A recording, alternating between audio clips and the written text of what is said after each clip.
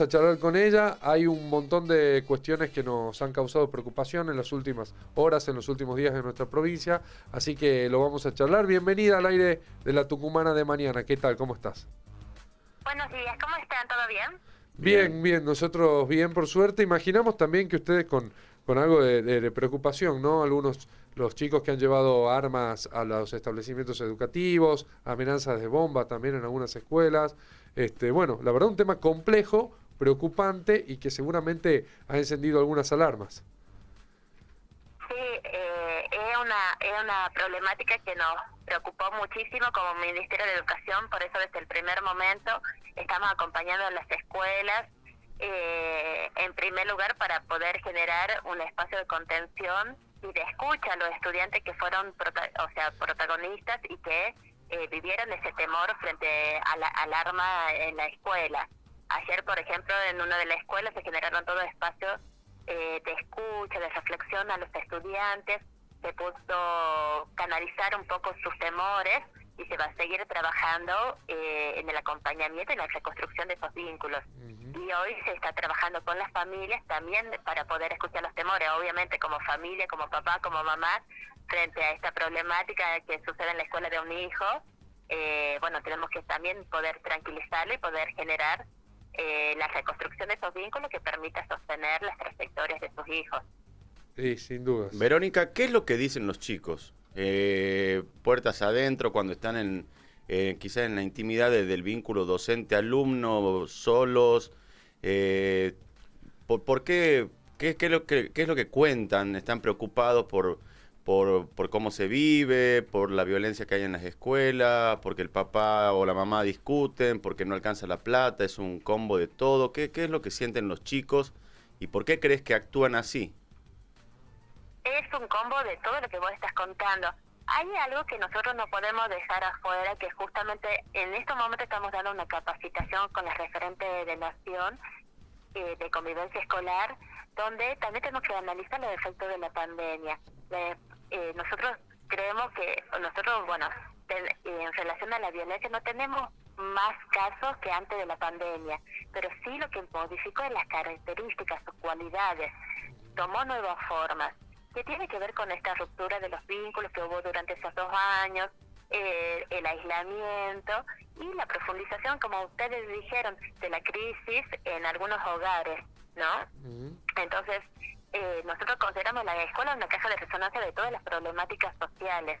Claro, o sea, se vive en un aula todo lo que pasa a nivel social. Y después también yo creo que no podemos dejar de analizar que se están naturalizando muchas actitudes, muchas conductas violentas en lo cotidiano. Uno va por la calle y escucha gritos, escucha peleas, que los chicos están consumiendo, están naturalizando, y es por eso nosotros nos parece, ayer discutimos con la referente nacional de convivencia escolar, que tenemos como hasta una tarea contracultural en la escuela, donde tenemos que enseñar y promover la construcción de vínculos democráticos, participativos, donde la violencia no sea la respuesta, donde aprendan a escuchar y a respetar al otro.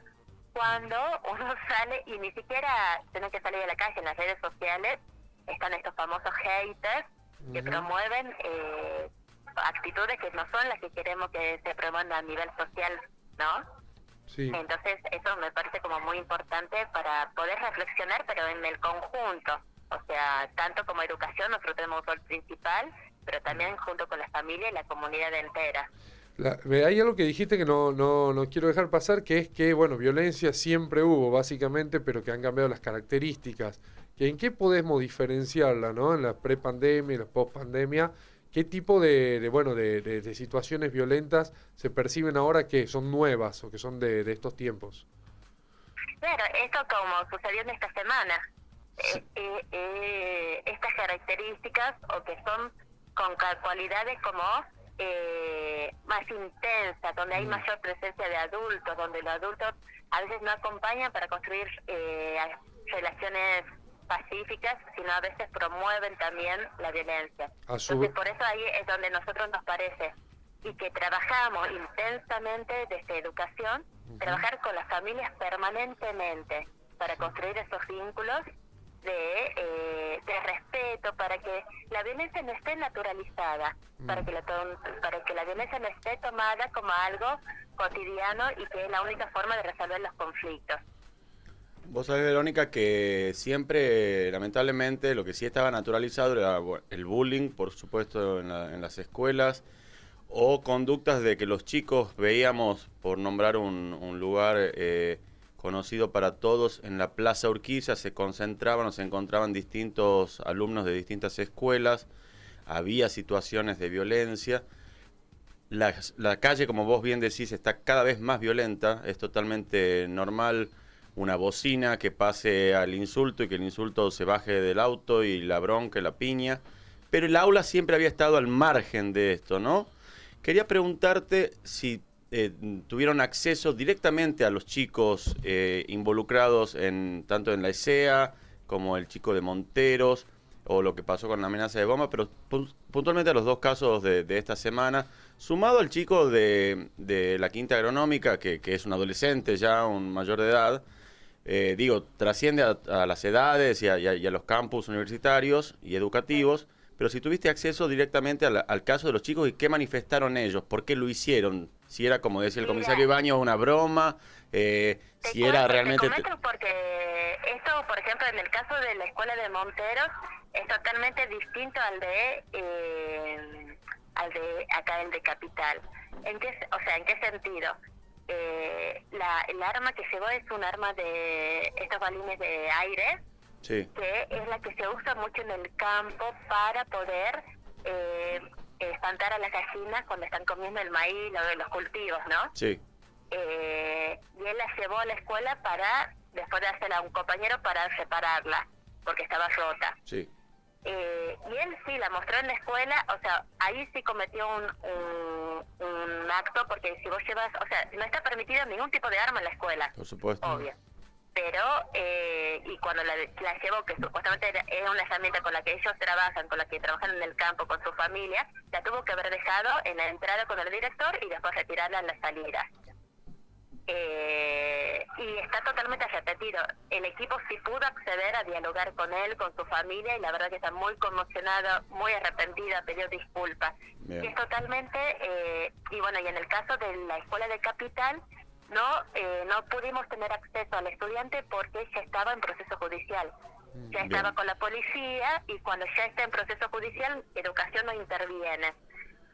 Lo que comentan los estudiantes es que como que llevó sí el arma como para presumir, pero ahí es donde también estamos mirando esta cuestión de que llevar un arma para presumir es como considerar como que llevo algo totalmente liviano, ¿no? Unas zapatillas nuevas, claro. En cuenta la dimensión de lo que es un arma. Entonces ahí es donde nos preocupa eso de cómo se van naturalizando algunos herramientas, algunos instrumentos, como puede ser un arma, en la escalada esta de situaciones de violencia que estamos viviendo como sociedad. Por eso me parece que esto que pasó en la escuela sí nos implica una reflexión a nivel social, de qué estamos promoviendo, qué tipo de vínculo estamos promoviendo, y si realmente estamos generando relaciones pacíficas donde predomina el diálogo o no. Y esto se da en el marco de una campaña electoral donde uno de los espacios de Tucumán, abiertamente y con un spot, pide que la sociedad se arme, ¿no? Y se defienda a sí misma los tiros de vaya a saber quién. La verdad que pase esto ahora invita mucho más a esa reflexión, y al mismo tiempo invita a determinados sectores, creo yo, a ser más mesurados con lo que dicen, con lo que proponen, con los lugares a los que nos quieren llevar. Por suerte, imaginamos que es un espacio que tiene pocas posibilidades de volver a ser gobierno, pero no deja de ser preocupante, y te lo consulto a ustedes como Estado y como el ente que tiene que garantizar una educación para todos los tucumanos. Este tipo de situaciones los lleva también a reflexionar sobre esta campaña política, sobre lo que puede suceder, ¿o no? ¿Lo utilizaron de ejemplo también? Sí, o sea, yo creo que también está dentro de un marco de un contexto social más allá de lo político, dentro de un marco de qué es lo que nos está pasando a nivel social. Pero a la par también yo creo que desde el Ministerio de Educación nosotros venimos trabajando fuertemente en la prevención de estas situaciones. Más allá, por eso te decía, más allá de la campaña política, más allá de lo político y justo del momento político, eso es algo que desde, por ejemplo, este año se aprobó la Ley de Educación Emocional, que si bien es una temática que nosotros veníamos trabajando desde anteriormente como educación, este año tomó más fuerza.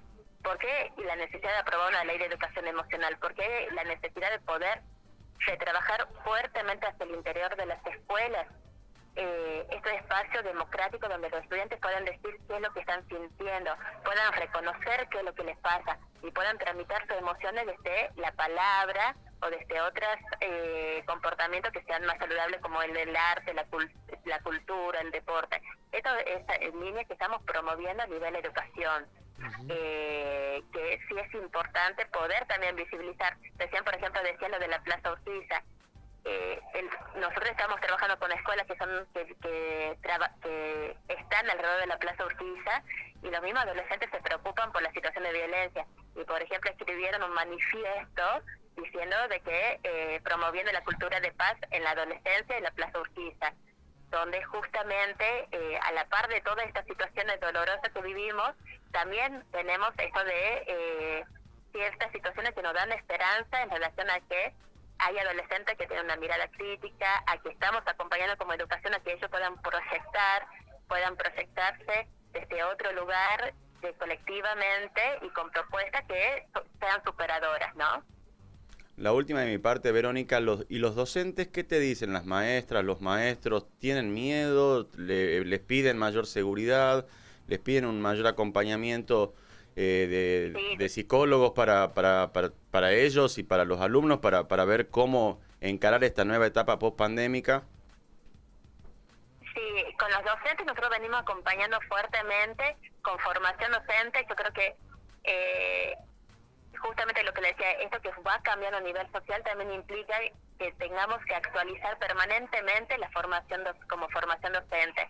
Justamente hoy estamos en el Colegio Santa Catalina dando una capacitación en relación a la construcción de la convivencia y la prevención del bullying y de la violencia en la escuela, pero desde esta mirada de la actualización. Y en relación a la escuela específicamente, sí, se generó espacios de diálogo también con los docentes, porque así como los estudiantes están conmocionados, los docentes, los adultos que tienen que acompañar a esos adolescentes movilizados, también están siendo contenidos, porque para poder contener uno también tiene que sentirse contenido. Claro. Así es. Bueno, la verdad te agradecemos un montón esta charla que hemos tenido, en el que hemos podido hablar un tema tan importante y tan preocupante, y saber que el Ministerio de Educación está tomando cartas en el asunto nos parece que nos tranquiliza bastante. Así que te agradecemos un montón por este rato, estaremos atentos a lo que vaya sucediendo y por supuesto no dudaremos en llamarte cuando haga falta volver a tratar un tema parecido. Ojalá que no. Así que muchas gracias, ¿no? No, gracias a ustedes por generar